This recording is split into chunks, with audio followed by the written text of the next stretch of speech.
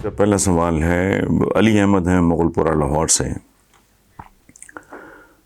وہ کہہ رہے ہیں کہ سپریم کورٹ نے تحریک طالبان کے ساتھ مذاکرات کی خبروں پہ سختی سے نوٹس لیا ہے اور از خود نوٹس میں وزیر اعظم عمران خان کو طلب کیا.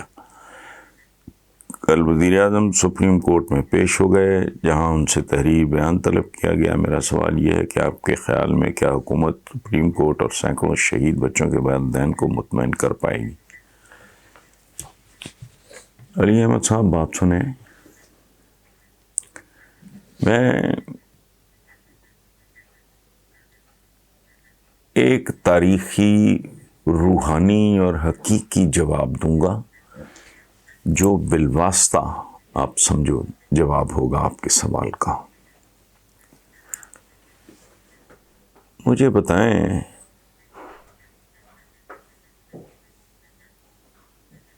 تاریخ کے ایک دو واقعات دیکھتے ہیں اور پھر تاریخ کا سب سے بڑا واقعہ دیکھتے ہیں.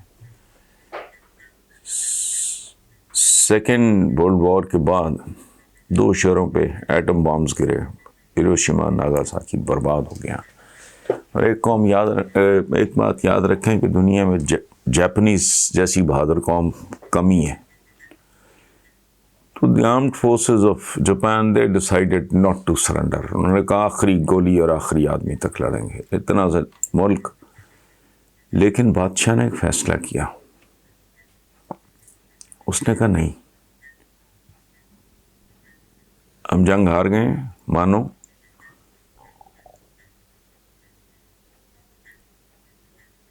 ہتھیار پھینک کے اوزار اٹھاؤ. اور 45 سال سے کم عرصے میں انہوں نے اسی امریکہ کو لمبا لٹا لیا. یہ ہوتی ہے حکمت. ٹھیک ہے. اور اس سے بھی بہت عجیب و غریب مثال دنیا کی تاریخ میں نہیں ملتی. فتح مکہ پہ عام مسلمان کو اندازہ نہیں، چونکہ اس کا یہ ایسا سبجیکٹ نہیں ہوتا. تاریخ پڑھتے ہیں لیکن اتنی گہرائی میں نہیں جاتے. بے تحاشا محبت تھی ہمارے حضور کو حضرت امیر حمزہ سے. ان کا قاتل، ان کو شہید کرنے والا وحشی، ہند ابو سفیان کی جو اہلیہ تھی اس کا غلام تھا. اس نے کہا ہر قیمت پہ اسے مارنا، میں تجھے رہا کر دوں گی، انعام دوں گی. احد میں یہ واقعہ. اب حضور نے فتح مکہ پہ کیا کیا تھا؟ اپنے عزیز ترین چچا جو دوست بھی تھے، چونکہ ان کا ایج ڈفرنس حضرت امیر حمزہ کا اور ہمارے آقا صلی اللہ علیہ وآلہ وسلم، ان کا ایج ڈفرنس بہت ہی کم تھا، بہت ہی کم. سو چچا بھتیجا ہونے کے باوجود وہ دوستی تھی، بچپن اکٹھے گزرا تھا. اور وہ ان اے وے محسن بھی تھے. وہ بدترین حالات میں وہ حضور کے ساتھ کھڑے ہو گئے. اس کے قاتل غلام کو، حبشی کو معاف کر دیا اور اس سے یہ کام کروانے والی ہند کو بھی معاف کر دیا. یہاں میں ایک چھوٹی سی بات عرض کر دوں. ہمارے یہاں کتابوں میں، کورس کی کتابوں میں ہندا لکھا جاتا تھا. وہ فضول بات ہے، ہند ہی ہے. پچھلے دنوں تک بھی سعودی عربیہ کی رائل فیملی کی ایک شہزادی کا نام ہند تھا. اچھا، تو آپ نے معاف کر دیا. اب مذاکرات ضروری ہوتے ہیں. علی احمد صاحب، آپ کا آخری جملہ یہ ہے کہ سینکڑوں بچوں، شہید بچوں کے والدین کو مطمئن کر پائے گی. دیکھیں جو نقصان ہے وہ تو ناقابل تلافی ہے، وہ تو ہو نہیں سکتا. وہ تو روگ ہے جو رہے گا. لیکن ایک بات، ان کی شہادت جو ہے اس کا اصل حسن یہ ہے کہ مسلمانوں کے دو گروہ یہ ان کی شہادت کا صدقہ، یہ ان کی شہادت کا حسن، یہ ان کی شہادت کی روح. اب ان کے ساتھ لگے رہو تو آپ لگے رہو، پھر کیا ہوگا، اور بچے قربان کرنے ہیں. سو میں نے آپ کو ایک تو پہلے میں نے مثال دی سیکنڈ ورلڈ وار کی، پھر حضور سے بڑھ کے، فتح مکہ سے بڑھ کے اس اعلان کی تو کیسا کیسا ہذیان نہیں ان لوگوں نے بکا تھا، کیسا کیسا دکھ نہیں دیا تھا، کیسی کیسی اذیت نہیں پہنچائی تھی. ہجرتوں پر مجبور ہوئے، وہاں سے مایوس ہو کے طائف گئے، وہاں پتھر. تو وہ بدر کے شہداء بھلے آپ جیت گئے، لیکن وہی جیسے آپ نے شہید بچوں کی بات کی، تو حکمت کا تقاضا اور ہے. اور مومن کے بارے میں یہ حکم ہے کہ وہ وائز ہوتا ہے، اس کی فراست سے ڈرنے کا حکم ہے. باقی حکومت کیا کرتی ہے اور عدالت کیا کرتی ہے، میرا ذاتی طور پہ اس سے کوئی تعلق نہیں. میرے لیے رول ماڈل حضور ہیں. میں زندگی میں نے بہت سے پولیٹیشنز کو یہ بات کی ہے کہ کوئی سچویشن ایسی نہیں جو ہمارے حضور نے فیس نہیں کی. تو تمہیں ملتی جلتی سچویشن کا زندگی میں سامنا ہو تو غور سے سیرت پڑھو، تمہیں ہر جواب مل جائے گا. ہمت ہے تو وہ کرو جو اس سے ملتی جلتی سچویشن میں حضور نے کیا تھا. یہ ہیں جی راشد علی ہیں، ایتھنز یونان. وہ کہتے ہیں جی کہ میں تحریک انصاف کا ایک متحرک کارکن اور پرانا سپورٹر ہوں. پچھلے 7 سال سے ایتھنز یونان میں کاروبار کر رہا ہوں. عرض ہے کہ وزیر اعظم عمران خان کی نعت تجربہ کاری پہ تو پردہ پڑ جائے گا، لیکن مہنگائی کے ذریعے عوام کی چیخیں نکالنے والا سلسلہ پی ٹی آئی کا ووٹ بینک مسلسل کم کر رہا ہے. اب تو حکومت نے بوقت چیزوں کی قیمتیں بڑھانے کا سلسلہ شروع کر دیا ہے. اب خان صاحب کی ایمانداری کا ڈھنڈورا پیٹنے والا فارمولہ بھی کارگر نہیں ہوگا. آپ کے خیال میں حالات پی ٹی آئی کو کس طرف لے جا رہے ہیں؟ میں نہیں جانتا حالات پی ٹی آئی کو کس طرف لے جائیں گے، لیکن جس دکھ کا، جس اذیت کا جو حقیقت ہے آپ نے اظہار کیا ہے، اس پہ میں ایک تبصرہ کر دیتا ہوں. یہ پرانی جنگوں میں ہوتا تھا، میں نے تو کتابوں میں پڑھا ہے. آج کل تو وہ جو عثمان غازی اور اس کے والد کا وہ ترکوں کا آٹومنز کی بنیادیں رکھنے کا جو سلسلہ چل رہا ہے، آپ اٹھا کے دیکھیں کیا ہوتا تھا. جب زہریلا تیر لگتا تھا، ایک تو اس کو نکالنے کی اذیت بیٹے باپوں کے ساتھ اور باپ بیٹوں کے ساتھ کرتے تھے، چونکہ مقصد ہوتا تھا الٹیمیٹلی زندگی بچانا. تیر کے لگنے کی تکلیف اتنی نہیں ہوتی جتنی اس کو نکالنے کی ہوتی ہے، لیکن وہ ضروری ہے. اس بات کو سمجھ لیں.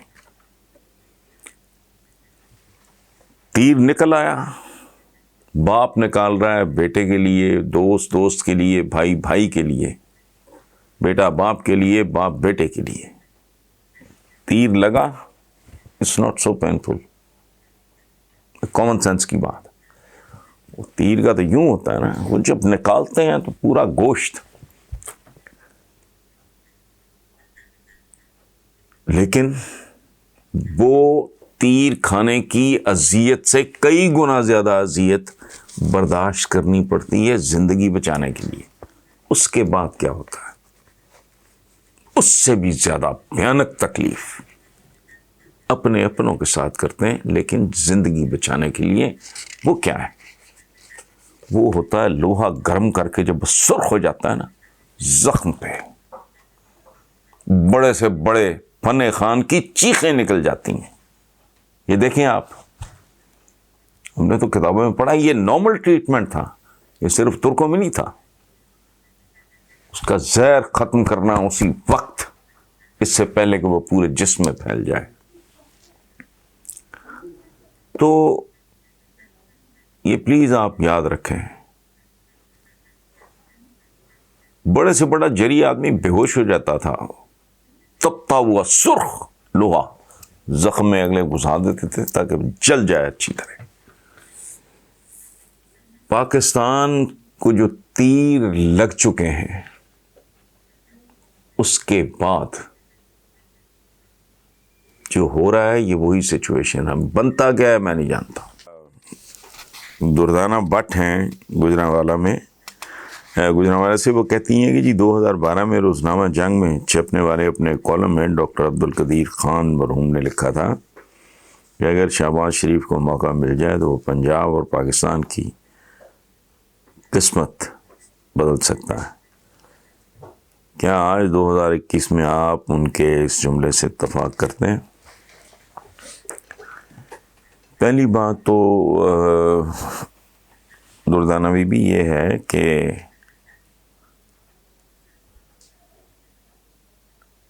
انسانوں کی تقدیریں نہیں بدل سکتے جب تک اس کی رضا نہ ہو، جب تک خالق و مالک و رازق.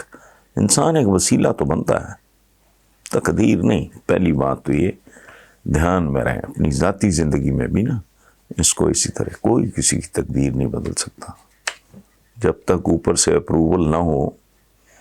انسان کی کیا اوقات ہے. دوسری بات جو دراصل ڈاکٹر قدیر خان نے کی کہ شہباز شریف از اے ڈوئر، دیر از نو ڈاؤٹ. وہ ورکوہلک آدمی ہے، بے تحاشا محنتی آدمی، اور تجربہ اب اتنا ہو گیا ہے. ظاہر ہے اور تجربے کا تو متبادل کوئی نہیں ہوتا. لیکن میرا ذاتی خیال ہے ایک تو مجھے یہ بات نہیں سمجھ آتی کہ جی بھائی کے ساتھ لائلٹی، اور لائلٹی ملک کے ساتھ نمبر 1. غزوہ بدر میں، غزوہ احد میں باپ بیٹوں کے خلاف، بیٹے باپوں کے خلاف کھڑے ہو گئے تھے، چچا بھتیجے کے خلاف، بھتیجا چچا کے خلاف، بھائی بھائی کے خلاف. یہ ہوتی ہے کمٹمنٹ کاز کے ساتھ. یہ بھائی بہت اچھی بات ہے، بڑے بھائی کا احترام، اور یہ وہ ظاہر ہے میں بھی کسی کا بڑا بھائی ہوں. لیکن اگر دیر از اے لمٹ. اچھا پھر آپ اپنا احترام قائم رکھتے ہوئے بھی مکمل طور پہ ڈفر کریں گے جی میں نہیں. اچھا اس کے ساتھ ایک بات جو خود شاباشی، دیکھیں کسی چیز کی کمی نہیں ہے ان لوگوں کو. میں ایک ورد کرتا ہوں جس کا مطلب یہ ہے کہ اللہ پاک بہت ہر کمی میرے اندر کوئی کمی رہنے نہیں دی، لیکن لسٹ کا تو کوئی علاج نہیں ہے. ایک محاورہ ہے انگریزی کا جس کا مطلب یہ ہے کہ دنیا میں ہر آدمی کی نیڈ کے لیے اللہ نے بہت کچھ رکھا ہے. ہر آدمی کی نیڈ کے لیے پوری دنیا میں بہت کچھ ہے، لیکن یہ پوری دنیا ایک آدمی کی گریڈ یعنی لالچ کے لیے کافی نہیں ہے. میرا نہیں خیال قطن. اچھا مثالیں تو دیتے ہیں، حضرت ابوبکر صدیق کی مثال دیتے ہیں، تو یہ کرتے ہوئے خود کرتے ہوئے شرم نہیں آتی؟ آپ کے پاس سب کچھ ہے، بند کرو یہ ٹیٹیاں بیٹیاں یہ وہ سارے یہ جو اس طرح کے الزامات لگتے ہیں. کیوں؟ پولیٹیشین کی پوزیشن بہت سینسٹیو ہوتی ہے. یہ کہتے ہیں نا کہ پنجابی بڑا خوبصورت ہے وہ ایکسپریشن کہ آٹا گوندی ہلدی کیوں. وہ آٹا ہی نہ گوندو. بیٹا بھی کاروبار جو پالیٹکس کرتا ہے، دیکھو بہت کچھ ہے تمہارے پاس زندہ رہنے کے لیے. میں وہ سچی بات ہے، اچھا نہیں لگتا اس طرح کی بات کرنا. ذات کے حوالے سے 20 پتہ نہیں کتنی پرپوزلس میں نے کہا کیا کرنا ہے میں نے. اچھا what if I make another few millions and چلو اس سے بھی زیادہ تو کیا توپ چلاؤں گا میں. میرے پاس خوبصورت فارم ہاؤس ہے، میرے پاس ایک بیسٹ لوکیشن پہ ایک بہت اچھی گیٹڈ کمیونٹی میں میرے پاس گھر ہے. میرے بچے اپنے طور پہ تعلیم دو تقریباً ایک فارغ ہونے کے قریب ہے.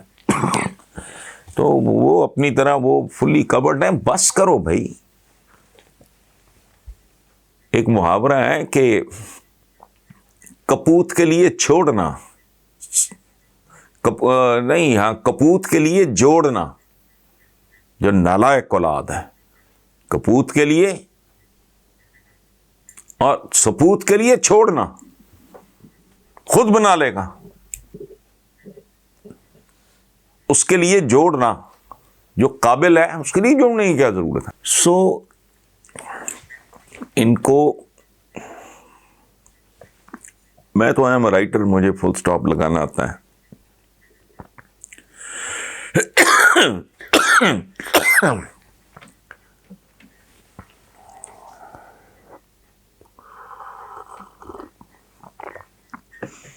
یہ بیسیکلی کاروباری لوگ ہیں، فل سٹاپ لگانا آ نہیں رہا، اب لگاتے ہیں کہ سیز کر دیا. یہ ہماری بات ہے، اس کے اندر جو ہے وہ ہے، ختم.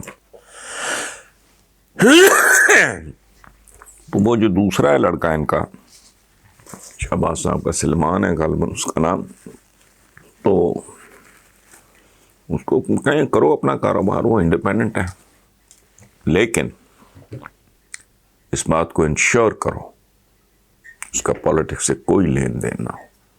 حمزہ کو پالیٹکس کا شوق ہے، وہ پالیٹکس کرے، ختم. کافی کچھ ہے.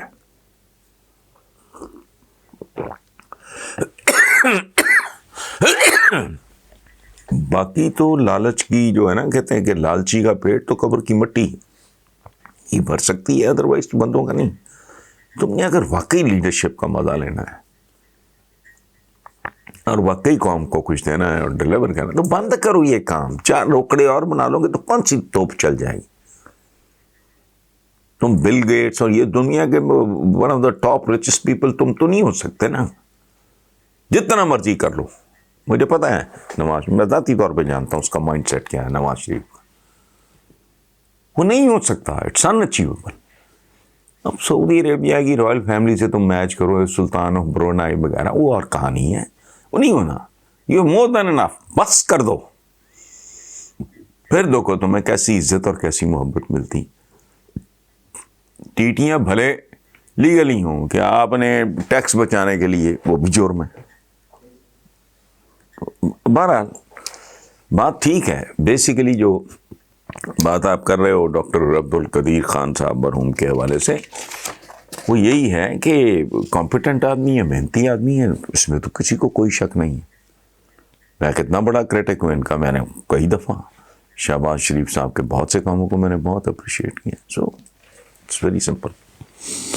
وہی جی ہمارے پرانے دوست شاکر اللہ ہیں، مال روڈ لاہور سے. وہ کہتے ہیں کہ جی کہ آپ کے ایک پرانے کالم کے آخری حصے کے ساتھ حاضر ہوں، جو کچھ یوں ہے کہ آخر میں عرض کروں گا کہ طاقت کی تاریخ نے چپکے سے میرے کانوں میں کہا، پیادوں پہ انہوں نے فتح پائی جنہوں نے پہلی بار گھوڑے کو جنگی مشین کے طور پہ استعمال کیا، اور پھر ان پر وہ غالب آئے جنہوں نے لگام کا استعمال شروع کیا، اور پھر ان پر وہ لوگ غالب آ گئے جنہوں نے گھوڑے پر کاٹھی ڈال کر ان کا استعمال مزید بہتر کر لیا.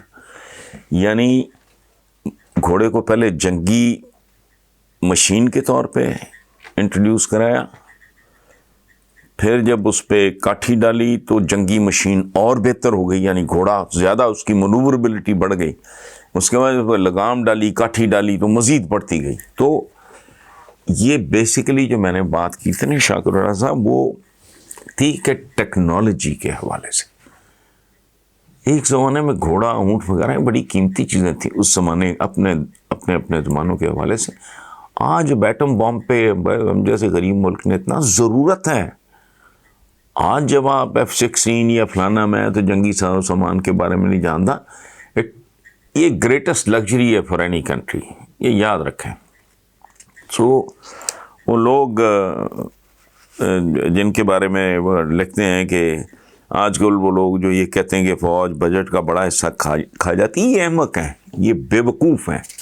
انہوں نے اس کو سیکیورٹی اسٹیٹ بنایا ہوا ہے. تو سیکیورٹی اسٹیٹ کیوں نہ ہو پاکستان؟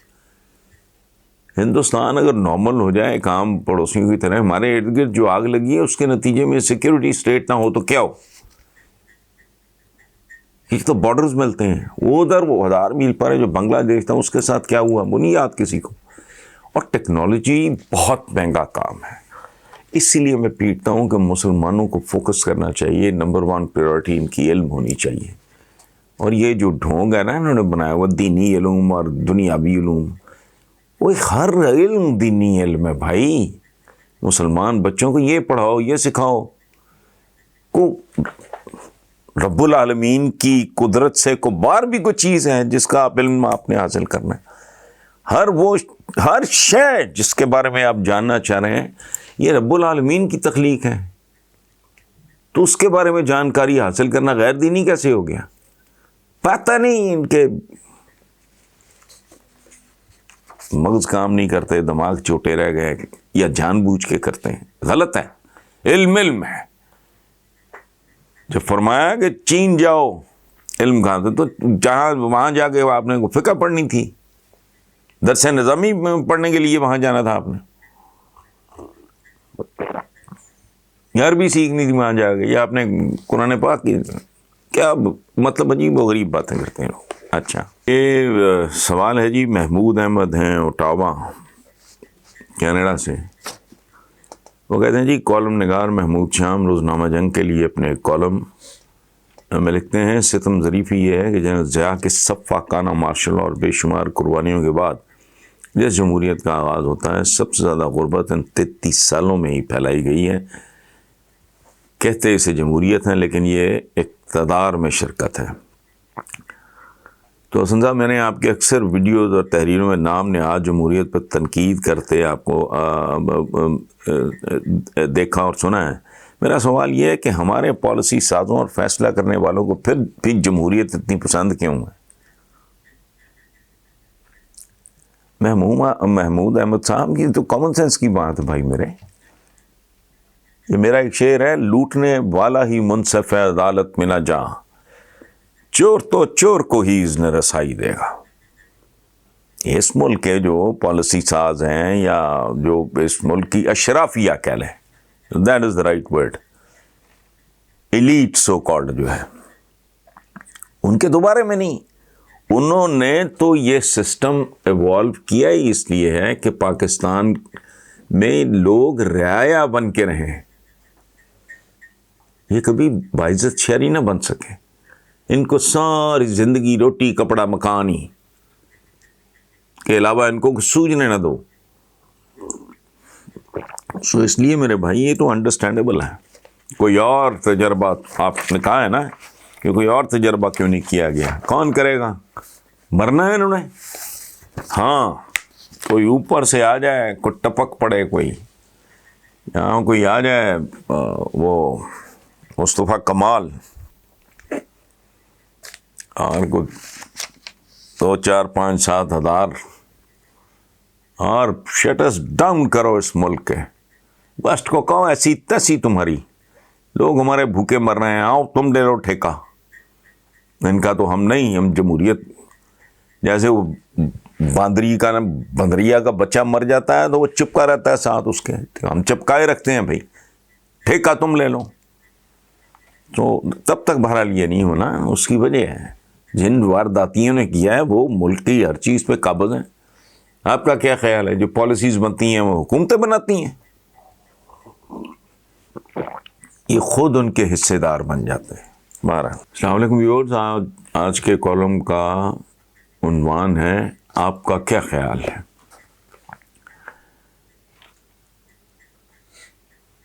کوئی تعریف کرے تو حبس اور گھٹن کا سا احساس جنم لیتا ہے، اور میں ہمیشہ موضوع بدل دیتا ہوں. لیکن آج طبیعت خود ستائی کی طرف مائل ہے. میں نے آغاز شاعری سے کیا تھا، پھر میں نے شاعری کے ساتھ فلرٹیشن شروع کر دی.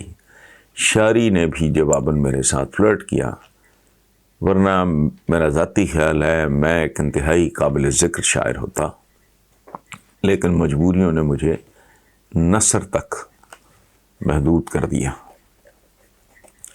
بہت ہی خوبصورت شاعر، آؤٹ اسٹینڈنگ پبلشر اور ماورا پبلشرز کے موجد خالد شریف صاحب بضد ہیں کہ میں اپنی شاعری کے مجموعے پچھلے پہر کا چاند، یہ ہے کتاب، اس کو ریوائز کروں، اپ گریڈ کروں، نئی چیزیں شامل کروں تاکہ اسے دوبارہ شائع کیا جا سکے.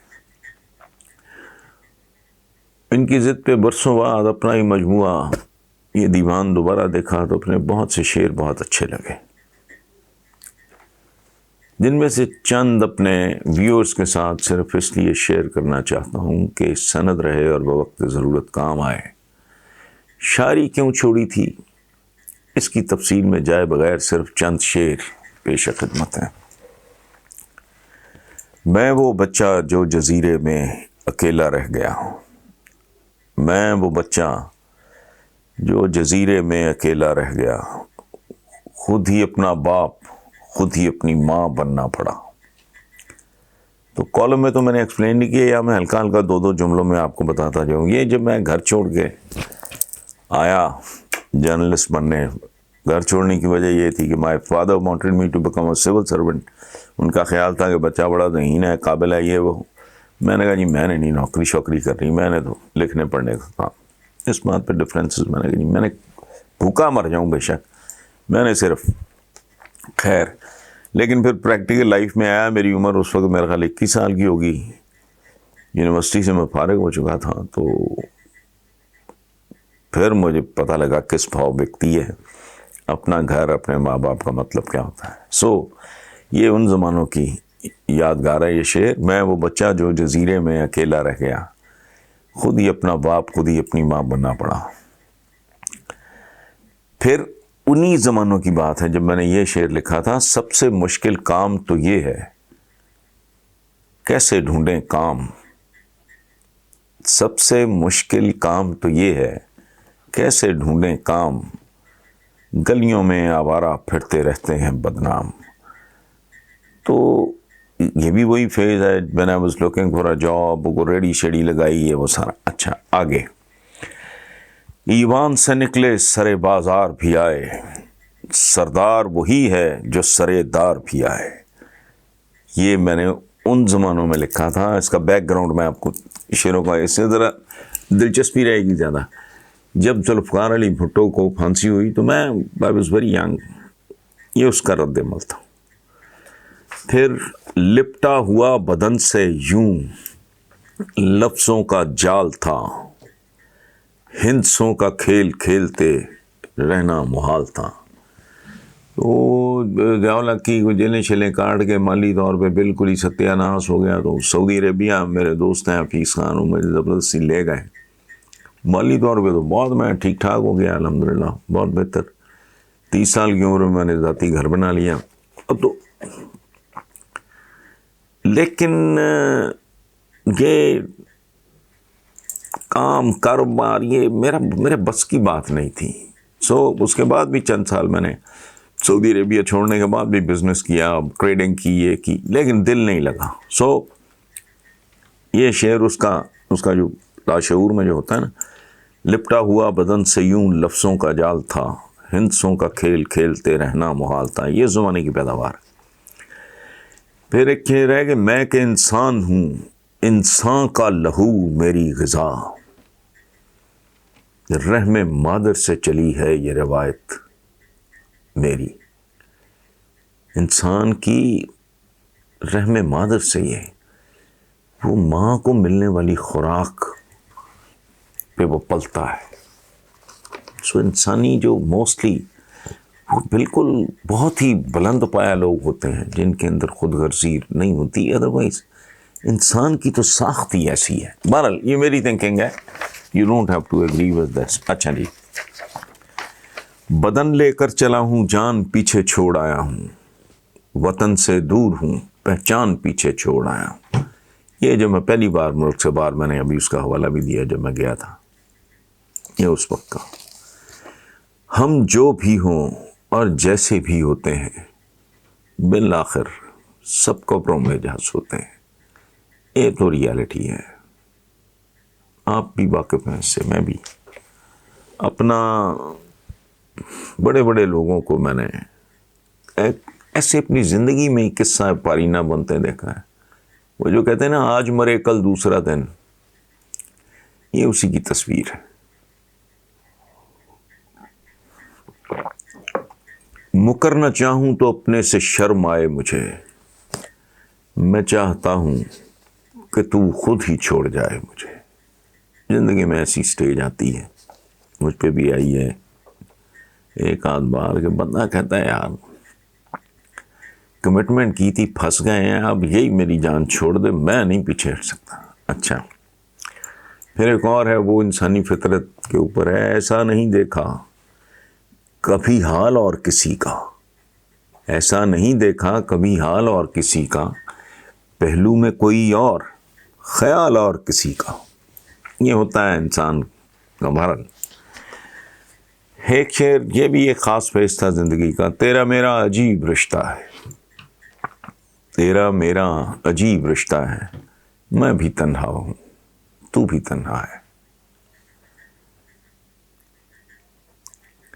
کٹتے نہیں یہ دن کبھی کٹتی نہیں راتیں, کٹتے نہیں یہ دن کبھی کٹتی نہیں راتیں, دن رات فقط خوف خدا کاٹ رہا ہوں. خوشبو ہے کہ پاگل کیے دیتی ہے ابھی سے, کس پھول کے میں بندے قبا کاٹ رہا ہوں. اور پھر ایک اور شعر ہے, اس لیے تو ہم اکثر رت جگہ مناتے ہیں, جن کو نیند آ جائے ان کو خواب آتے ہیں, اور خواب بہت تکلیف دہ ہوتے ہیں. خاص طور پہ خوبصورت خوابوں کی تعبیر ڈھونڈتے ڈھونڈتے ڈھونڈتے آدمی قبروں میں جا گرتے ہیں.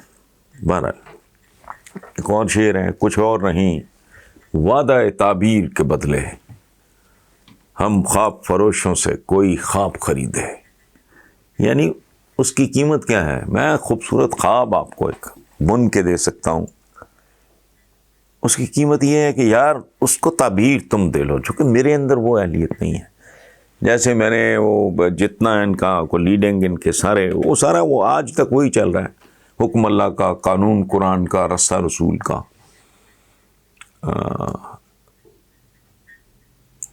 عدالتی انصاف سے اقتصادی انصاف تک کی, وہ سارے نعرے ہیں جو پاکستان تحریک انصاف کے لیٹر ہیڈ پہ ہوتے تھے, وہ میرے دیے ہوئے تھے, میرے لکھے ہوئے تھے. اچھا, اور اسی طرح احتساب,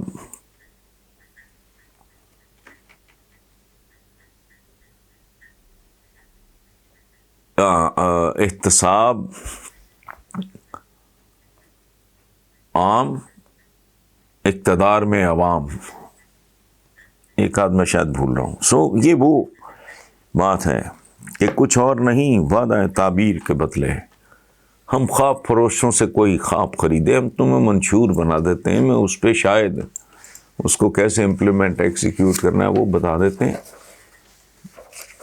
بس اس کے بدلے اس ہمیں تم سے کچھ نہیں چاہیے.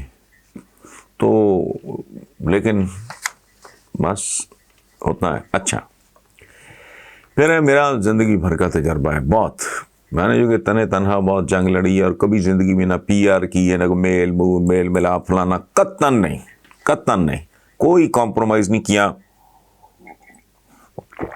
کسی قسم کا کوئی کمپرومائز. کتنے سال پیپلز پارٹی نون لیگ کا عروج رہا, مجال ہے, ٹھوک کے مخالفت کی, تو ظاہر ہے اس کے کچھ نقصان بھی ہوئے ہوں گے. تو پی ٹی آئی بھی جب پٹڑی سے اترتی ہوئی دیکھی تو میں کریٹیکل ہو گیا. یہ 100% وغیرہ یہ چمچوں کرچوں کا کام ہے, اپنے سے نہیں ہوتا. تو زندگی میں یہ اونچ نہیں جتنی بھی ہے اس کا, لیکن ایک باٹم لائن ہے, اس کی سمری ہے, اس کا خلاصہ کیا ہے میرا پرسنلی, میرے پہ کرم رہا اس کا. جب کوئی بھی توڑ دیتا ہے مجھے, میرا رب پھر جوڑ دیتا ہے مجھے. کئی بار ٹوٹے, کئی بار جڑ گئے,